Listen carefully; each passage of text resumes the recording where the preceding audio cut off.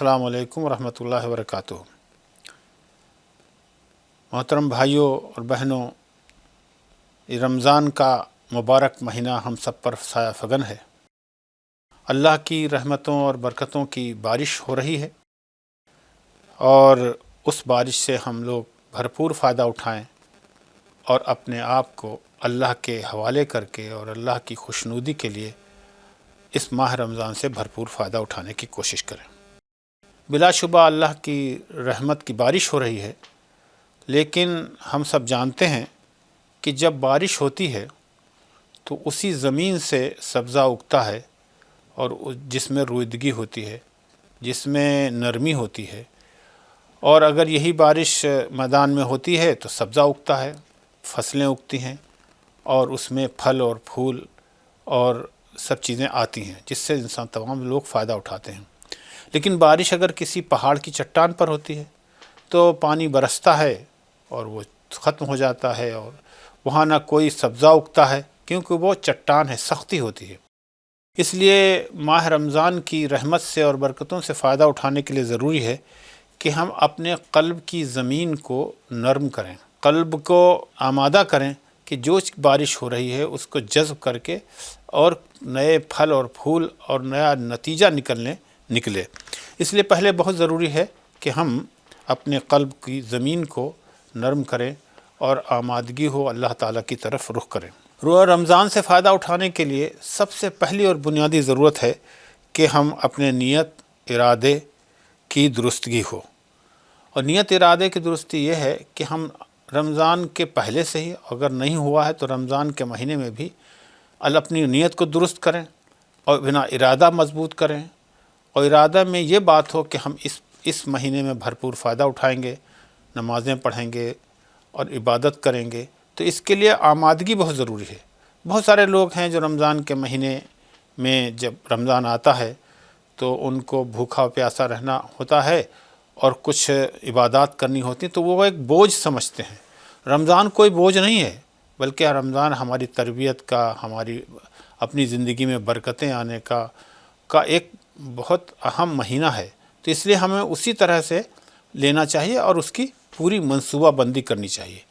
رمضان کے پہلے بھی اس کی طرف متوجہ رہیں، اور رمضان کا مہینہ جب ہو تو ہم اس کو پوری طرح سے اس کو بھرپور اس کی منصوبہ بندی کریں، اپنی نیت کو ٹھیک کریں۔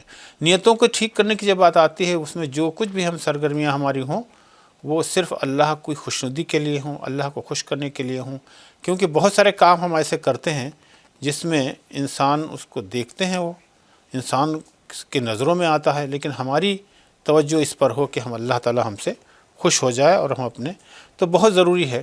اس کے لیے پہلی بات جو میں عرض کروں گا کہ اللہ کے پوری طرح سے اپنے اللہ کے حوالے کر دیں اپنے آپ کو، کہ اللہ پروردگار، اب رمضان کے مہینے میں جو کچھ تو نے احکامات دیے ہیں، روزہ رکھنا ہے اور تراویح پڑھنا ہے اور ذکر کرنا ہے، قرآن پڑھنا ہے، تو پوری طرح سے اللہ کے حوالے کر دیں۔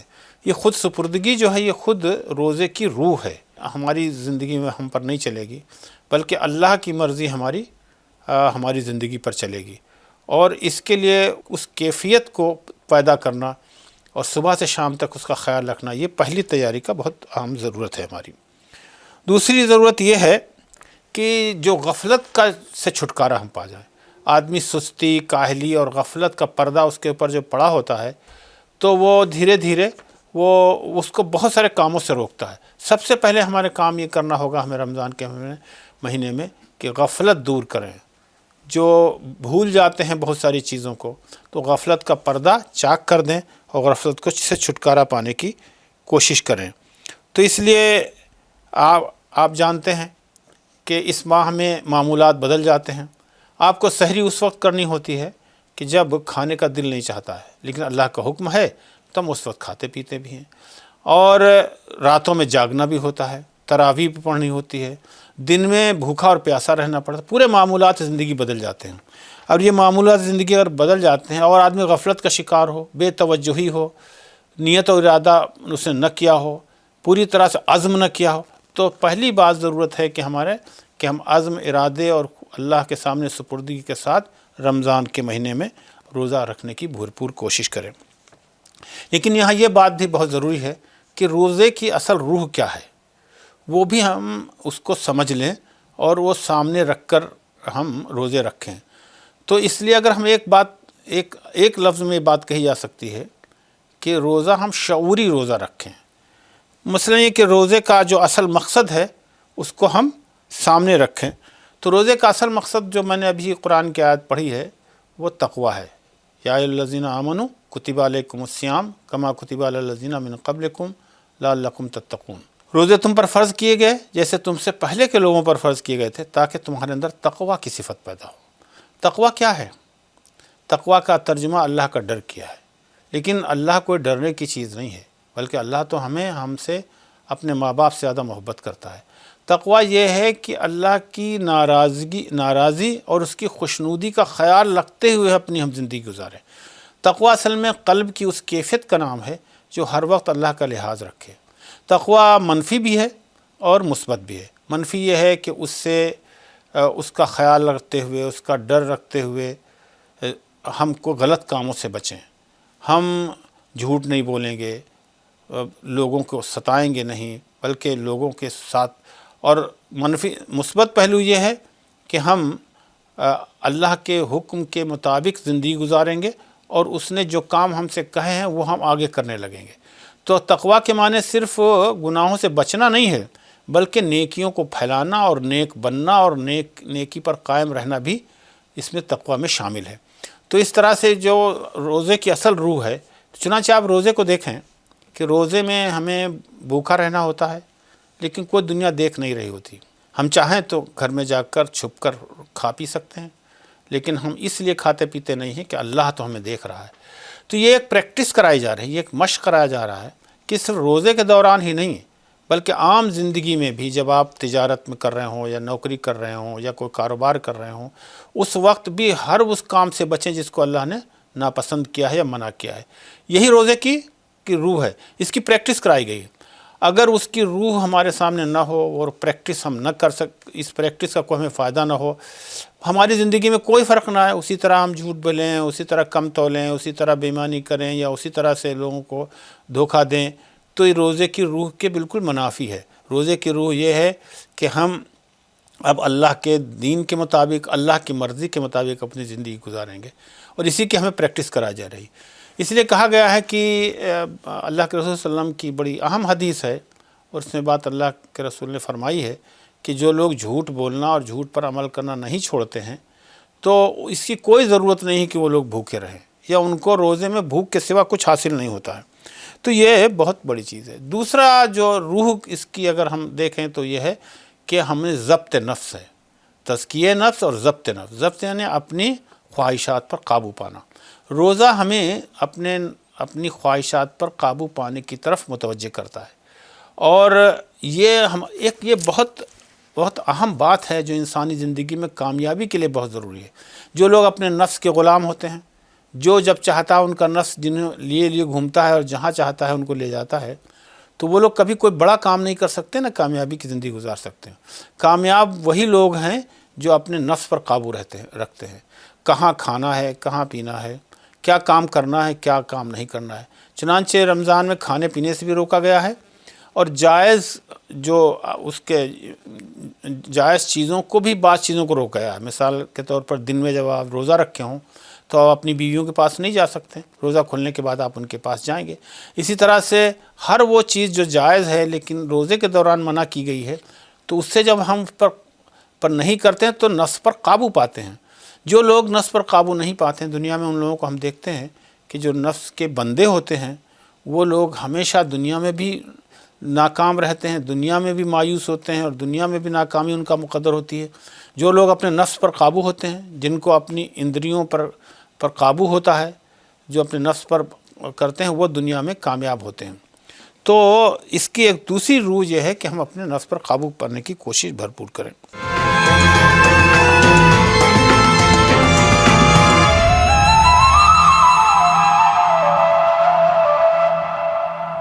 پھر یہ بھی اس کے لیے ضروری ہے کہ ہم عبادات، اس دوران عبادات کا پورا موقع ملتا ہے۔ آدمی بہت ساری چیزوں سے، کھانے سے، پینے سے اور انتظامات سے اپنے آپ کو دور رکھتا ہے تو اس وقت میں عبادات کے سلسلے میں وہ جتنا چاق و چوبند رہے گا، فجر کی نماز ہو وقت کے تھوڑا بعد پہلے پہنچے، اسی طرح آدمی اذکار اور اس کے ذکر کرے گا، قرآن پڑھے گا تو اس میں ذکر کا خاص طور پر ان پر ہم کریں تاکہ ہمیں کئی گنا ثواب بڑھ کر ملتا ہے۔ یہاں ایک بات اور عرض کرنی ہے کہ اس ماہ میں دعائیں خوب مانگنی چاہیے اللہ تعالیٰ سے، کیونکہ دعا جو ہے وہ مخ العبادہ یعنی عبادت کا مغز ہے، اور اس مہینے میں اللہ تعالیٰ کی رجوع ہوتا ہے، اللہ تعالیٰ بندوں کی طرف دیکھتا ہے کون مانگے جو کچھ مانگ لے اس سے، تو اس سے باتیں کرنے کا وقت مہینہ ہے، یہ اس سے قریب جانے کا موقع ہے۔ روزہ اللہ تعالیٰ سے قرب کا ہوتا ہے، چونکہ اللہ کے لیے کھانا پینا چھوڑتا ہے، وہ اللہ کے لیے قرآن پڑھتا ہے تو وہ اللہ کے قرب ہوتا ہے، تو یہ ایک بڑا اچھا موقع ہوتا ہے کہ انسان اپنے رب سے دعائیں مانگے، اس سے قرب حاصل کرے۔ اور آپ جانتے ہیں کہ اللہ کا قرب اور اس سے دعاؤں سے آدمی کی دنیا بھی بہتر ہوتی ہے اور آخرت بھی اللہ کی بنتی ہے۔ چنانچہ دنیا اور آخرت کی بھلائی کا راز اس میں ہے کہ ہم اللہ سے عبادت بھی کریں اور ذکر کریں، اللہ سے قرب حاصل کریں اور اس سے دعائیں مانگیں۔ آدمی کی جتنی ضرورتیں یہاں ہیں دنیا میں وہ سب اللہ سے مانگنا چاہیے اس کو۔ اللہ کے رسول نے فرمایا کہ چھوٹی سے چھوٹی دعا بھی بات اللہ سے مانگو، جوتے کا تسمہ اگر ٹوٹ جائے تو اسی سے مانگو، یعنی چھوٹی سے چھوٹی دعا کی ضرورت اگر آپ کی ہے تو اللہ کے سامنے جا کر اس سے دعا کریں گے ہم۔ استغفار بھی بہت ضروری ہے۔ آپ جانتے ہیں کہ گناہ ہم سے ہوتے ہیں، غلطیاں ہم سے کوتاہی ہوتی ہیں، اس موقع پر رمضان کے مہینے میں استغفار کرنا، توبہ و استغفار جو ہے وہ ہمیں اللہ سے قریب بھی کرتا ہے، بندوں سے بھی قریب کرتا ہے۔ جب آدمی غلطی اور کوتاہی کرتا ہے تو اب اس نے کسی کا حق مارا ہوگا تو اس کو حق دے دینا، کسی کو برا بھلا کہا ہو تو اللہ سے استغفار کر کے اس سے معافی تلافی کر لینا، ایک خوشگوار فضا بنتی ہے، ایک اچھا ماحول بنتا ہے جب آدمی استغفار کرتا ہے، اور استغفار اور دعا سے اس کی زندگی پر یہ اثر ہوتا ہے کہ عجز اور انکسار اس کے اندر آتا ہے۔ آدمی کے اندر عجز و انکسار تو کسی شخصیت کا اصل میں حسن ہے، کسی پرسنالٹی کی بیوٹی عجز و انکسار ہے، کبر نہیں ہے۔ کبر تو اللہ کو بھی پسند نہیں ہے اور انسانوں کو بھی پسند نہیں ہے، تو ہمیں حقیقی معنوں میں ہمیں استغفار کے بعد ہمیں آنا چاہیے۔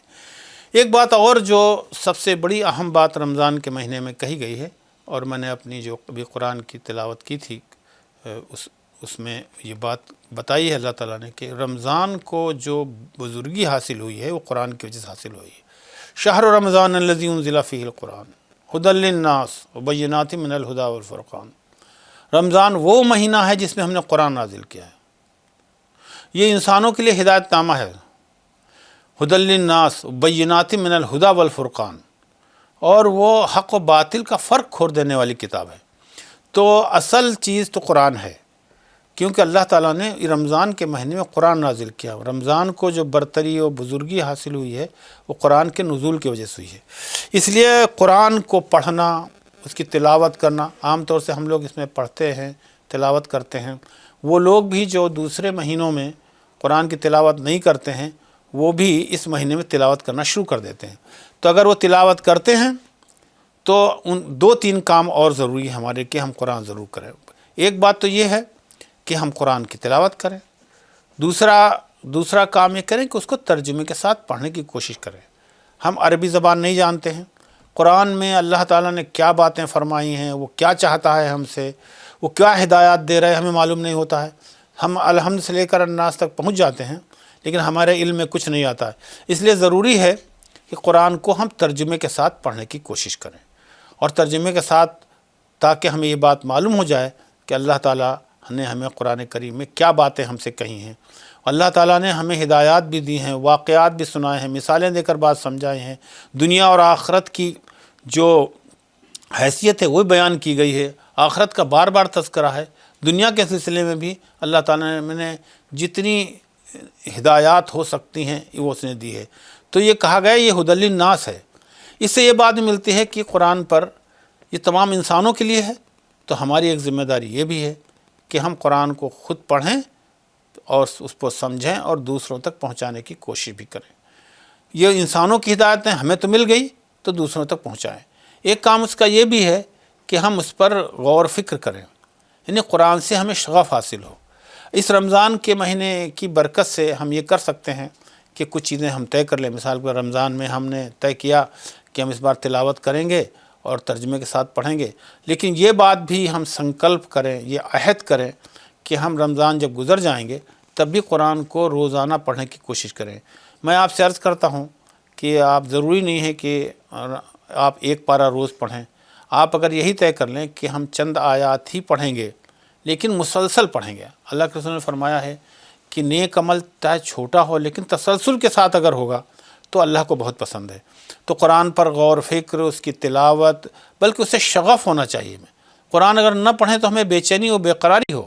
چنانچہ ضروری ہے کہ اس ماہ میں اس برکت سے ہم پورا فائدہ اٹھائیں اور قرآن کو سمجھ کر پڑھنے اور اس کی تلاوت کرنے کی طرف ہو جائیں کہ یہ اس لیے بہت ضروری ہے کہ جب آدمی قرآن پڑھتا ہے تو اللہ سے قریب ہوتا ہے، اس کی باتیں سن رہا ہوتا ہے، اس سے کچھ باتیں کہہ رہا ہوتا ہے، اس کی روح کو بالدگی حاصل ہوتی ہے، اسے اطمینان اور سکون حاصل ہوتا ہے۔ ایک آدمی کو زندگی میں کیا چاہیے کہ وہ اس کو مطمئن رہے، اطمینان ہو، سکون ہو۔ اس کے لیے جہاں نمازوں کی ضرورت ہے وہاں قرآن پر تلاوت، اس کو پڑھنے کی بھی اس کی ضرورت ہے۔ تو یہ چیز بہت ضروری ہے۔ یہ مہینہ اس کو شہر المواسات بھی کہا گیا ہے، ہمدردی اور غمخواری کا مہینہ ہے۔ یہ مہینہ ایسا ہے کہ اگر بھوکوں کو کھانا کھلانا، سحری اور افطار کا انتظام کرنا اور ضرورت مندوں کو دینا، اسی لیے زکوٰۃ اسی مہینے میں لوگ نکالی جاتی ہے، باہر میں بھی نکال سکتے ہیں۔ انفاق کی اس پر خرچ کرنا اللہ کی راہ میں، تو یہ اسی لیے ہے تاکہ انسانوں سے ہمدردی پیدا ہو۔ اصلاً یہ رمضان کا مہینہ اس لیے ہے کہ انسانوں کی جو تکلیف ہے اس کا احساس ہو۔ ہم لوگ بہت سارے لوگ ایسے ہو سکتے ہیں جن کو جب ان کو بھوک لگے کھانا کھا سکتے ہیں، لیکن رمضان میں بھوک کا احساس دلا کر یہ بات بتائی گئی ہے انسانوں کو، یہ اور بلکہ اس کا احساس دلایا گیا ہے کہ جن لوگوں کو کھانا نہیں ملتا ہے تکلیف کیسی ہوتی ہے۔ تو ان سے ہمدردی اور خیرخواہی کے طور پر اس مہینے میں کھانا کھلانے پر بہت اللہ کے رسول نے تاکید فرمائی ہے۔ اور یہاں تک فرمایا کچھ نہیں ہے تو ایک گلاس کسی کو لسی پلا دیں یا کوئی تھوڑی بھی اس کو روزہ افطار کرا دیں، یعنی بھوکوں کو کھانا کھلانے کی طرف اور ان سے ہمدردی اور خیرخواہی کا مہینہ کہا جاتا ہے، اسی لیے شہر المواسات بھی اس کو ہم کہتے ہیں۔ تو اس موقع پر اللہ کی راہ میں خرچ کرنا، صدقہ دینا، بہت زیادہ کئی گنا ثواب ملتا ہے اور ہم غریبوں تک پہنچتے ہیں صدقہ کرنے کے۔ صدقے کی ایک ضرورت یہ بھی ہے، صدقہ سے انسان کا دل خوش ہوتا ہے۔ جب کسی کو آپ پیسے دیتے ہیں تو اس کا خوش ہوتا ہے۔ صدقے کے معنی خوش ہونے کے ہیں، خوشی دینے کے ہیں۔ تو اگر آپ کسی سے مسکرا کر بولتے ہیں تو اس کو بھی اللہ تعالیٰ صدقہ قرار دیتا ہے۔ تو یہ ضروری ہے کہ ہم مواسات کا اس مہینے میں ان لوگوں کا، غریبوں کا، ضرورت مندوں کا، یتیموں اور بیواؤں کا پورا خیال رکھیں اور انہیں جتنا بھی ان کے ساتھ کر سکتے ہوں کریں۔ ظاہر سی بات ہے سب کی ضرورتیں آپ پوری نہیں کر سکتے ہیں، لیکن اگر آپ جو کچھ بھی کریں گے، جو اپنی کمائی میں سے دیں گے، اللہ تعالیٰ کئی گنا ہمیں بڑھا کر دے گا۔ میں نے اس کا تذکرہ تھا انفاق کا تذکرہ۔ اس مہینے میں زکوٰۃ ہوتی ہے لیکن خرچ کرنے پر بہت زور دیا گیا ہے، اور قرآن کریم میں انفاق پر یعنی اللہ کے راہ میں خرچ کرنے پر بہت زور دیا گیا ہے۔ اور اس انداز سے جو اسلوب اختیار کیا ہے قرآن کریم میں خرچ کرنے پر، وہ بڑا انوکھا اور بے مثال ہے۔ اب دیکھیے قرآن نے کیسے کہتا ہے کہ خرچ کرنے کی طرف، انفقوا مما رزقناکم من قبل ان یاتی احدکم الموت، خرچ کرو اللہ کی راہ میں سے جو اس نے تمہیں دیا ہے، اس سے پہلے کہ تمہیں موت آ جائے۔ یعنی موت کے حوالے سے یہ بات کہی گئی ہے کہ اللہ کی راہ میں خرچ کر لو اس سے پہلے کہ تمہیں موت آ جائے۔ تو یہ اللہ کی راہ میں خرچ کرنا جو ہے وہ اتنی بڑی عبادت، یہ عبادت ہے۔ عام طور سے لوگ نمازوں کو عبادت سمجھتے ہیں، روزے کو عبادت سمجھتے ہیں، حج کو عبادت سمجھتے ہیں، لیکن اللہ کی خرچ کرنے کو عبادت نہیں سمجھتے ہیں۔ لیکن اگر آپ قرآن کا مطالعہ کریں گے، ضرور اس بار رمضان میں آپ مطالعہ کر رہے ہوں گے، تو جہاں جہاں پر زکوٰۃ کا تذکرہ آیا ہے وہاں پر اقیم الصلاۃ وآت الزکاۃ، جہاں نماز کا تذکرہ آیا ہے وہاں زکوٰۃ کا تذکرہ ضرور آیا ہے۔ اقیم الصلاۃ وآت الزکاۃ، اقیم الصلاۃ وآت الزکاۃ، یہ اسی لیے ہے۔ اور زکوٰۃ کے معنی ہوتے ہیں صدقے کے، آتے ہیں کہ خرچ کرنے میں ہے، اللہ کی راہ میں خرچ کیا جائے۔ اور تو اس لیے ضروری ہے کہ اس مہینے میں ہم خرچ کریں تاکہ کئی گنا بڑھا کر ملے۔ اس مہینے میں گزارنے کے اصل میں ایک اصول یہ بھی آپ کے سامنے رہے کہ یہ مہینہ بہت سنجیدہ اور بہت وقت کا صحیح استعمال کریں۔ ایک 30 دن ہوتے ہیں، 30 دن میں آپ کی تربیت کا پورا نظم ہوگا، تو ضروری یہ ہے کہ ہم اس مہینے میں ہم اپنے وقت کی حفاظت کریں، بیکار اور فضول کے کاموں سے دور رہیں، گپ شپ کرتے رہتے ہیں، کچھ لوگ تاش کھیلتے رہتے ہیں، کچھ اور کام کرتے ہیں۔ اس مہینے میں بھرپور فائدہ اٹھائیں، یا تو قرآن کا مطالعہ کر رہے ہوں، یا ذکر کر رہے ہوں، یا اپنی روٹی روزی کے لیے کوشش کر رہے ہیں۔ آپ کو یہ بات بھی جان کر خوشی ہوگی کہ اللہ تعالیٰ یہ فرماتا ہے کہ جو لوگ اللہ کے لیے اور اپنے بچوں کے لیے اور خود کی کفالت کے لیے دوڑ دھوپ کرتے ہیں، یعنی یہ کہ روٹی روزی کے لیے جد و جہد و کوشش کرتے ہیں، اس کو عبادت گردانتا ہے۔ وہ اس کی عبادت کے معنی صرف نہیں ہے۔ تو اس مہینے میں بیکار کی چیزوں سے ہم دور رہیں، اپنے وقت کو برباد نہ کریں۔ بہت سارے لوگ ہیں آج کل جو یہ آپ کے پاس موبائل ہے، موبائل میں انٹرنیٹ پر کیسی چیزیں لوگ دیتے ہیں اور گھنٹوں گھنٹوں برباد کرتے ہیں۔